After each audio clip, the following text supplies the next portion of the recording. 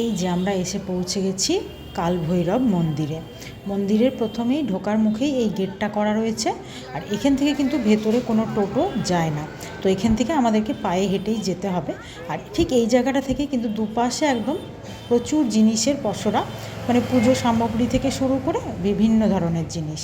তো আমরা কিন্তু হাঁটতে লেগেছি। আমি তো কর্তামশাইয়ের সঙ্গে যাচ্ছি, পেছনে মা, ছেলে, শাশুড়ি মা সব আছে। এরপর এসে এখানে থেমে এখান থেকে একটু পুজো সামগ্রী কিনে নেব, আর এখানেই একটু জুতোটাও রেখে দেব। সবাই মিলে একটু এখানে জুতো রাখবো, আর হাতটা ধুয়ে এখানে যেহেতু কালভৈরবকে পুজো করা হয়, তো ওখানে আমরা একটু পুজো সামগ্রী নিয়ে এবার এগোবো সামনের দিকে।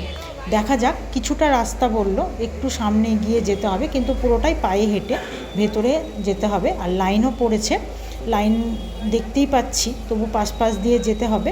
আর বলল যাওয়াটা একদিক থেকে, বেরিয়ে আসাটা আর এক দিক থেকে। তো আমরাও সেই মতো রওনা দিলাম আস্তে আস্তে। গলিগুলোর ভেতরে কিন্তু খুব ভিড়, আর গলিগুলো বড্ড ছোট ছোট। বেনারসের গলিগুলো আমি অবশ্যই আপনাদের সঙ্গে একটা ভিডিওতে শেয়ার করব।